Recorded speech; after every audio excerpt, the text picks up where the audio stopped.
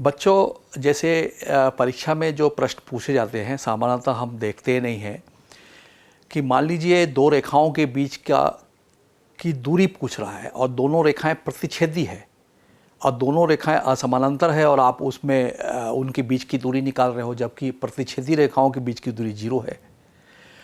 दूसरी जो मैंने समद्विभाजक की बात की, बाइसेक्टर की बात की, तो दो दी गई रेखाएं जो प्रतिच्छेदी है उसके न्यून कोण का समद्विभाजक निकालने का तरीका अलग है।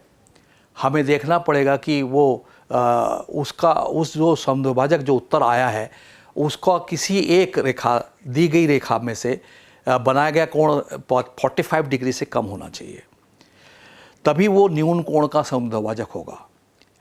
और यदि मान लीजिए परीक्षा में न्यून कोण का समद्विभाजक पूछ रहा है कि अधिक कोण का समद्विभाजक पूछ रहा है, इस पर हमें ध्यान देना होगा।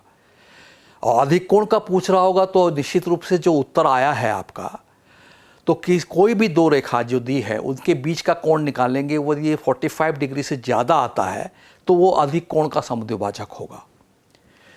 तो हमें विशेष ध्यान देना है कि रेखाएं कहीं समानांतर तो नहीं है, वो रेखाएं प्रतिच्छेदी है कि नहीं, वो रेखाएं एक दूसरे के लंबवत है कि नहीं, उनकी प्रवणता किस प्रकार की है।